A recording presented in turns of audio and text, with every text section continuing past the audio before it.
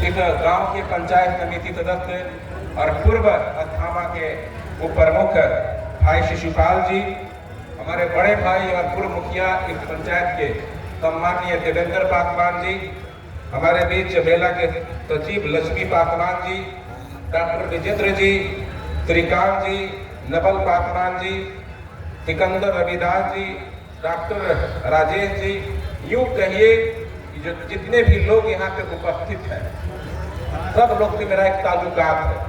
कोई हमारे अभिभावक हैं, कोई हमारे बड़े भाई हैं, कोई हमारे छोटे भाई हैं, कोई हमारी माता है, कोई हमारी बहन है। हर लोग से एक ताल्लुकात है, एक रिश्ता है, एक परिवार का रिश्ता है, एक संबंध है। एक विधायक के हैसियत से नहीं, एक परिवार के हैसियत से एक संबंध है और उसी संबंध का मैं निर्वाह करता हूँ। इस मेला में मैं पहली बार नहीं आया।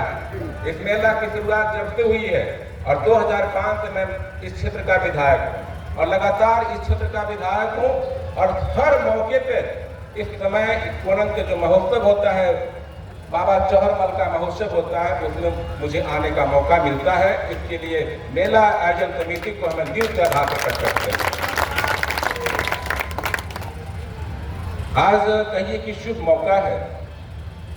मेला तो हमेशा हर साल हुआ है, लेकिन आज हमारे मुख्य अतिथि के रूप में सम्माननीय हमारे एमपी साहब अरुण भारती जी पधारे हैं और अस्थामा को देखने का मौका मिला है, अस्थामा क्षेत्र को देखने का मौका मिला है।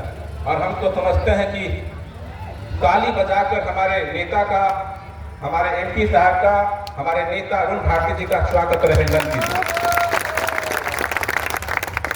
आज शुभ मौका है कि आज हमारे बीच तिरुमणि बाबा चौहरमल का हम पूजा करते हैं, एक संकल्प लेते हैं। आज संकल्प लेने का दिन है कि बाबा चौहरमल ने अपने कार्यकाल में, अपने समय में क्या किया, किस परिस्थिति में और किन के लिए लड़ाई लड़ी, किन के लिए संघर्ष किया, ये सोचने की बात है। विपरीत परिस्थिति थी, समाज में कई तरह के कुरीतियां थी, पेचीदा कानून था, व्यवस्था था और उस परिस्थिति में बाबा चौहरमल आगे आए और हर लोगों को अधिकार मिले, इसकी लड़ाई लड़ी, संघर्ष किया और आज हम लोग को ताकत दिया, बोलने का ताकत दिया, बोलने की आजादी दी, अपने अधिकार लेने का शिक्षा दिया। ये बाबा चौहरमल जी का एक ताकत है, एक शिक्षा है। लोगों ने सही कहा कि शिक्षा से बढ़ के कोई भी धन नहीं है। जब हम शिक्षित होंगे तो आत्मनिर्भर होंगे, स्वावलंबी होंगे। हम शिक्षित होंगे तो दूसरे को मदद करेंगे, दूसरे को सहयोग करेंगे और शिक्षा से बड़ा कोई धन नहीं है। धन आता है जाता है, लेकिन कोई व्यक्ति अगर शिक्षित हो जाए तो जीवन पर्यंत एक सच्चा मित्र पाता है शिक्षा के रूप में। और शिक्षा आप कहीं भी जाइए, हर विपरीत परिस्थिति में आपको साथ देगा, आपको आर्थिक रूप से संपन्न करेगा, आपको सामाजिक तौर पर मजबूत करेगा, आपको भौतिक तौर पर मजबूत करेगा, वो है शिक्षा। तो आप शिक्षित होइए, अपने अधिकार पाइए और इसके लिए हमारी सरकार, हमारी एनडीए की सरकार, हमारे आदरणीय मुख्यमंत्री आदरणीय नीतीश कुमार जी, हमारे आदरणीय देश के प्रधानमंत्री आदरणीय मोदी जी, हमारे कल के भविष्य हमारे सम्माननीय चिराग पासवान जी, सब लोग लगे हैं कि शिक्षित हो, आगे बढ़े, बिहार आगे बढ़े। आज कहिए कि हमारे बाबा साहब भीमराव अम्बेडकर साहब को हमने पुष्पांजलि किया है। ये क्या दर्शाता है? इनका जीवन जो वृत्त है एक प्रेरणा है, एक शिक्षा देता है, एक कहिए कि आगे बढ़ने का एक प्रेरणा देता है और इनके जो कार्य हैं उसको आत्मसात करने का चीज है। विपरीत परिस्थिति में उन्होंने पढ़ाई की और भारत के संविधान को लिखा, जो आज हम उन कानून को पालन करते हैं, आगे चलते हैं। इसलिए वो शिक्षा उन्होंने दिया कि शिक्षित होकर हम काम कर सकते हैं, शिक्षित होकर हम अपना नाम कमा सकते हैं। ये शिक्षा दिया अपने अधिकार के लिए, लोगों को आगे बढ़ाने के लिए, एक सकारात्मक सोच के लिए उन्होंने शिक्षा दिया। और हम तो आपके हैं, आप हमारे हैं, हमारे बीच कोई भाया मीडिया नहीं है, हम तो आपके परिवार की तरह हैं। और जब भी आते हैं, मौका मिलता है, लोग जरूर कहते हैं कि यहाँ पे सामुदायिक भवन बनाइए। हम बार बार कहते हैं कि आप खाता नंबर, आप प्लॉट नंबर दीजिए, हम बिल्कुल बनाएंगे। हम तो फिर पुनः कहते हैं, आज हम पुनः कहते हैं कि आप दीजिए बाबा जौहरमल के नाम से एक बड़ा सा सामुदायिक भवन हम बनाएंगे, अपने विधायक निधि से हम बनाएंगे। लेकिन इसके लिए खाता नंबर और प्लॉट नंबर चाहिए। विजय बाबू हमारी कई बार अध्यक्षता कर चुके हैं और हम बार बार करते हैं। हमारे पहलवान जी, कई लोग पहलवान जी हैं, तलवारबाजी करते हैं, हम तो पहचानते हैं इनको, तलवारबाजी करते हैं। लोग कहते हैं कि हाँ दीजिए, मैं तो इच्छुक हूँ, मैं तो इच्छुक की मेरी अभिलाषा है, मेरी इच्छा है कि यहाँ बड़ा सा भवन बने। यहाँ इस विधानसभा की एक शोभा, एक महोत्सव का रूप ले रहा है। बाबा जौहरमल का ये महोत्सव एक बड़ा सा व्यापक तौर पे अस्थामा विधानसभा में हमेशा मनाया जा रहा है। हम तो चाहेंगे आने वाले दिनों में ये मेला एक राजकीय मेला का रूप ले, ये मेरा प्रयास रहेगा। हम विधायक की हैसियत से अपने विधानसभा में इसकी आवाज जरूर उठाएंगे कि इस मेला को एक राजकीय मेला घोषित किया जाए। आने वाला दिन क्या है? 2025 विधानसभा का चुनाव है, सब एक है, हम एनडीए हैं। हमारे माननीय नेता नीतीश कुमार जी, हमारे माननीय नेता मोदी जी, हमारे माननीय नेता चिराग पासवान जी, हम लोग के नेता मांझी जी, हमारे नेता उपेंद्र कुशवाहा जी, सब मिलकर हम एक हैं। क्यों एक है? बिहार की तरक्की के लिए, बिहार के विकास के लिए, आपकी तरक्की के लिए, आपके विकास के लिए। मुझे भी मौका मिला है इस क्षेत्र के विकास करने का। जब 2005 में जब विधायक बने थे तो क्या सारे नौमा जाने का रोड था? क्या स्थिति थी? बिजली की स्थिति क्या थी? बगल में पॉलिटेक्निक कॉलेज बन गए, बगल में 2220 का पार्लियामेंट बन गया। बिहार से अस्थामा आना मुश्किल था, अस्थामा से कोरन जाना मुश्किल था, भयावह स्थिति थी। आज क्या परिवर्तन हुआ?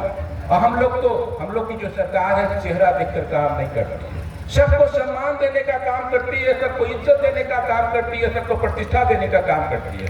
और हमारे स्वर्गीय नेता आदरणीय रामविलास पासवान जी का हम लोग उनके कार्यों को देखा है। उनके साथ रहने का मौका तो नहीं मिला, लेकिन 2-3 मीटिंग में मुझे रहने का मौका मिला, कुछ सीखने का मौका मिला। अस्थामा वो आए थे एक बार हमारे चुनाव में, तो मुझे उनसे सीखने का मौका मिला कि वो एक महान नेता थे, महापुरुष थे। उनका जीवन का जो एक कार्य है वो आत्मसात करने लायक है। हम आज इस अवसर पर उन्हें श्रद्धांजलि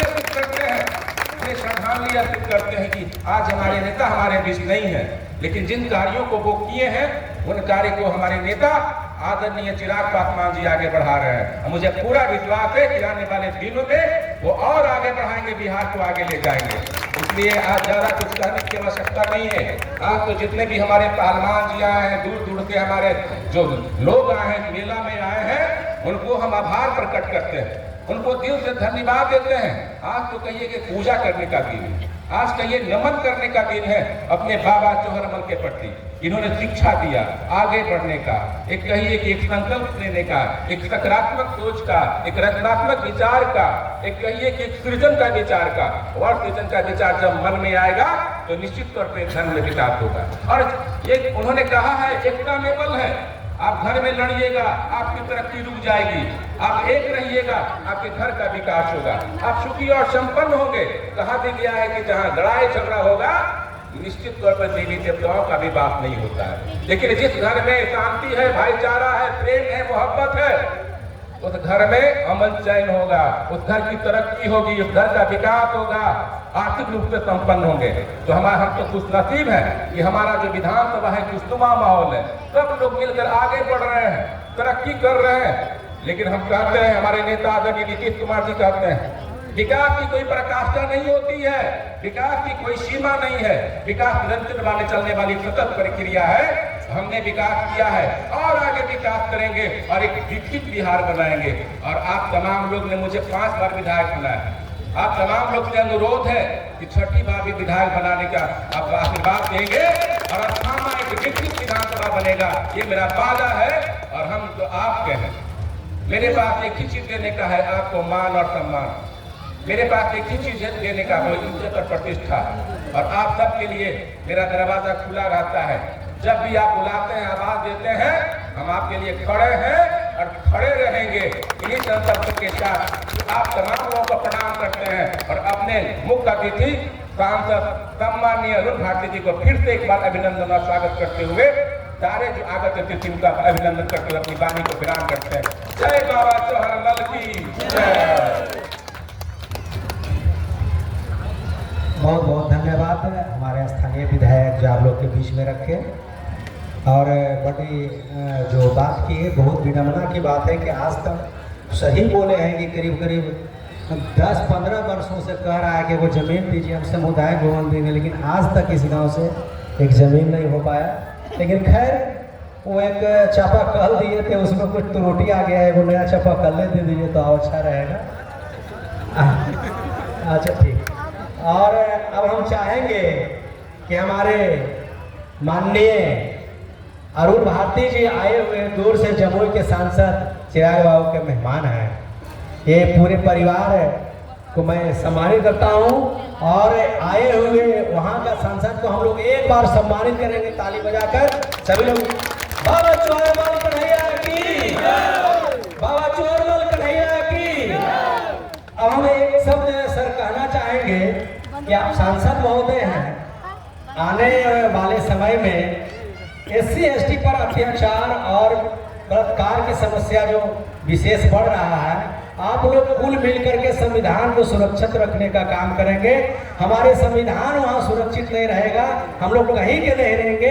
इसके लिए सर संसद में जरूर आवाज रखिएगा। अब हम आदरणीय भारती जी को देते हैं। धन्यवाद विजय जी। सबसे पहले हम लोग बाबा चौहर कन्हैया का उद्घोष करेंगे और इसके बाद फिर मैं अपनी बात को आपके सामने रखूंगा। बोलो बोलो बाबा चौहर कन्हैया की, बाबा चौहर कन्हैया की।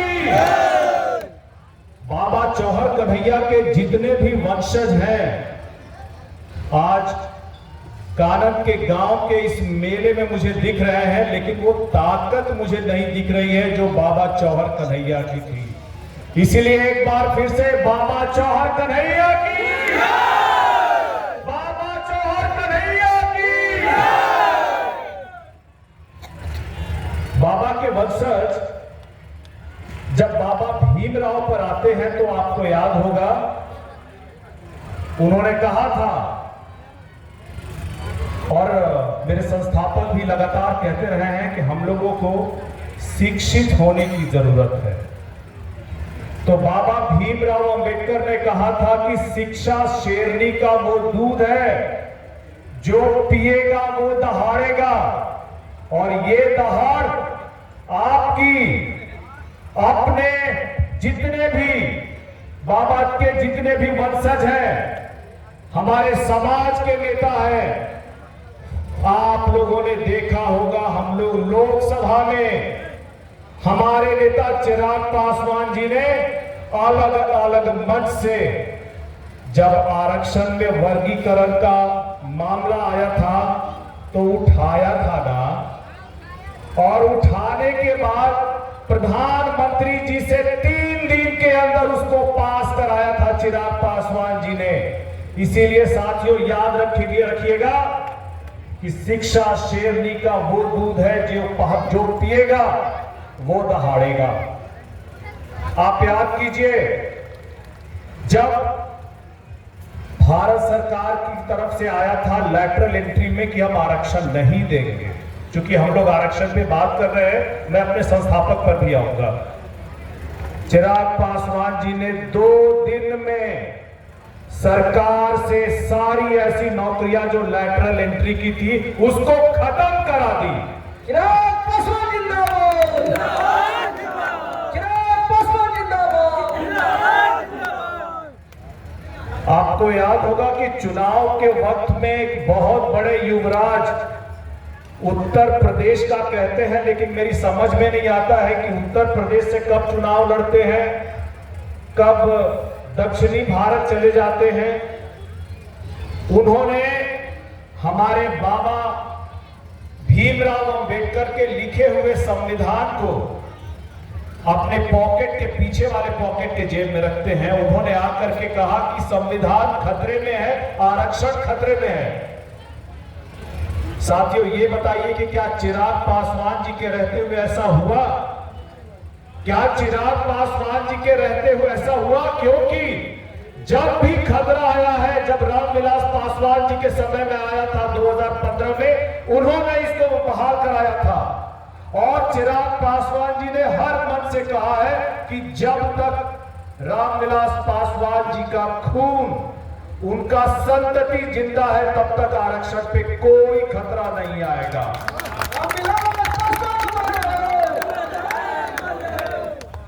जब इतनी मजबूत आवाज उठती है तो मुझे पता है कि खतरा बाहर से नहीं होता, घर से ही होता है। और ऐसे में जब जिस दिन हमारे संस्थापक स्वर्गीय रामविलास पासवान जी ने आखिरी सांस ली थी, घर के लोगों ने ही परिवार को और पार्टी को तोड़ने का काम किया था। लेकिन उसके बाद चिराग पासवान जी पूरे के पूरे बिहार में आशीर्वाद यात्रा में घूमे और आपके पास भी आए थे। और जब आपके पास आए थे, बाबा चौहर कन्हैया के आशीर्वाद से, आप लोगों के साथ से वापस मजबूती से वो सब कुछ वो पा गए, चाहे वो सांसद हो, वो मंत्रालय हो या वो घर हो।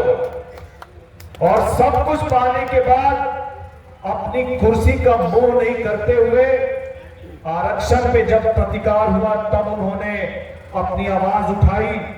और अभी आज से 3 दिन पहले शाहाबाद में जहां बड़ी बड़ी पार्टियां रैली नहीं कर पाई, वहां गठबंधन के सामने मजबूती से अपनी बात को रखने का प्रयास किया और रखा।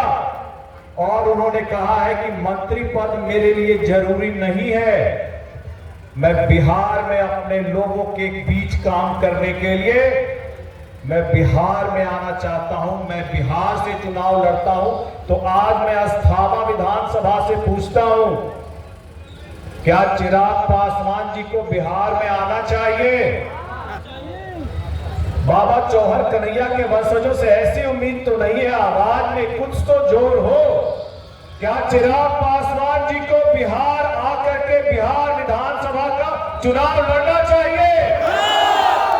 इस बात का उद्घोष आज आप अस्थाना की धरती से करें और 29 जून को राजगीर के स्टेट गेस्ट हाउस के मैदान से उनकी बात को सुने और तब अपना आशीर्वाद दें, तब अपना उद्घोष करें।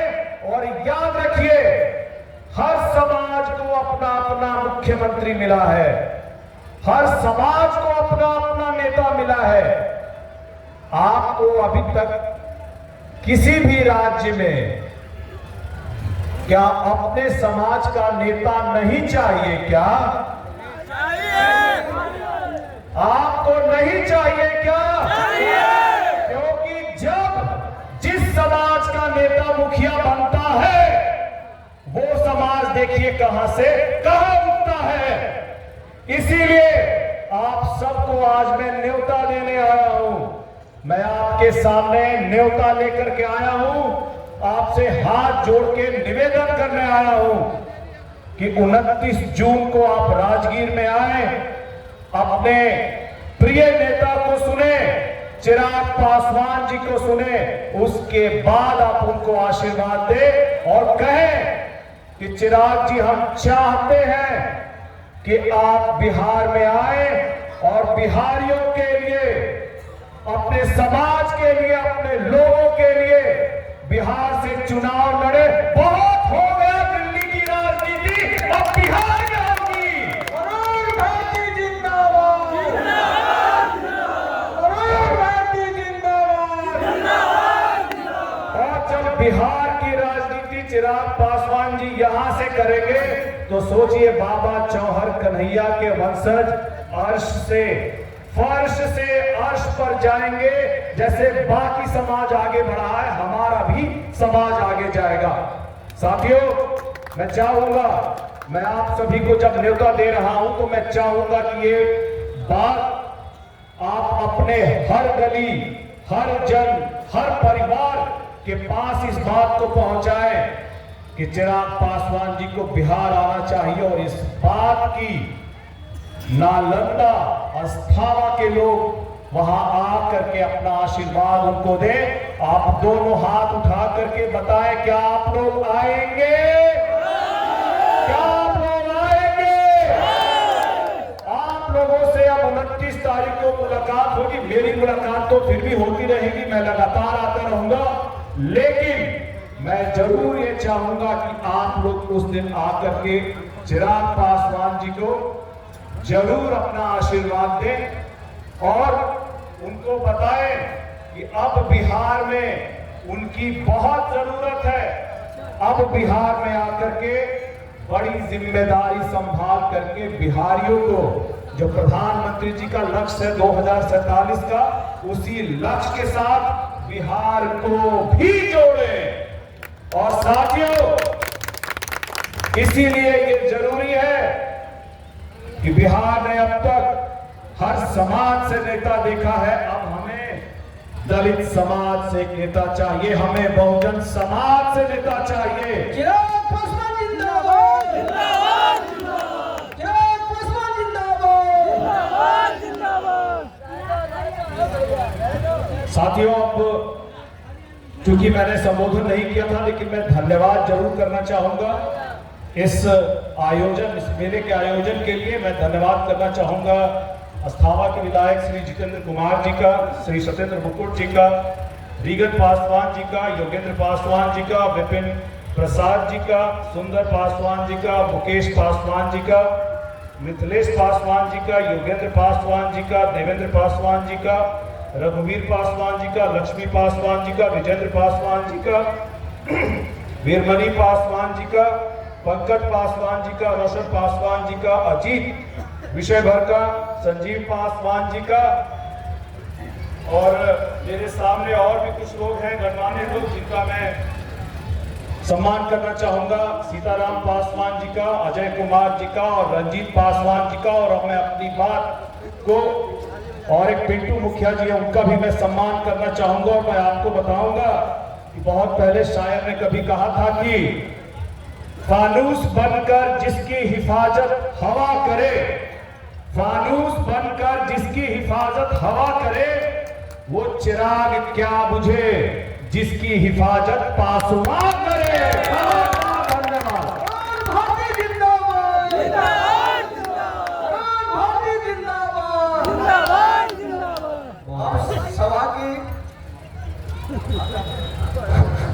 बहुत बहुत धन्यवाद।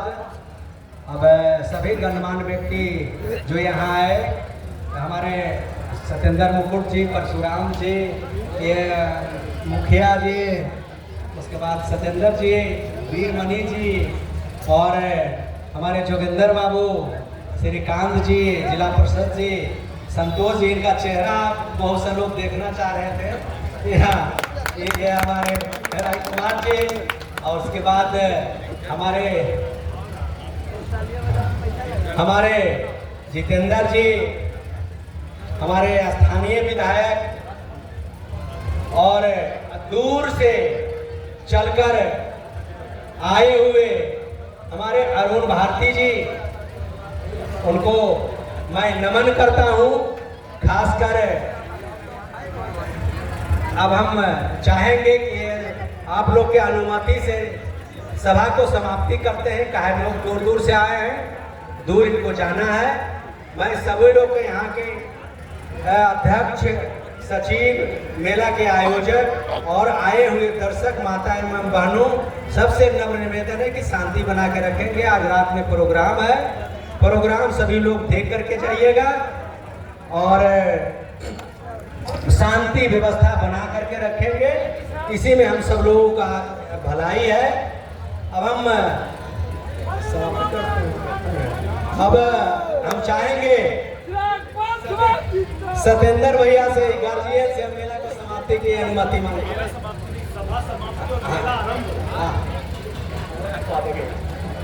दोस्तों, आप लोग को बहुत बहुत बधाई, और मैं जौहर बाबा की तरफ से वंदन, अभिनंदन और चंदन लगाता हूं कि आप लोग हमेशा इसी तरह से खुशी प्रदान करें। और मेला का अर्थ है देखो और दिखाओ। आप लोग शांतिपूर्ण अपना मेला का एंजॉय लीजिएगा। मैं आप लोग के बीच में रहूंगा और आप लोग पूरे मन से एंजॉय करिए। और आप लोग को नालंदा के धरती पर, ज्ञान की धरती पर बहुत बहुत धन्यवाद और आभार करता हूँ मेरे दोस्तों।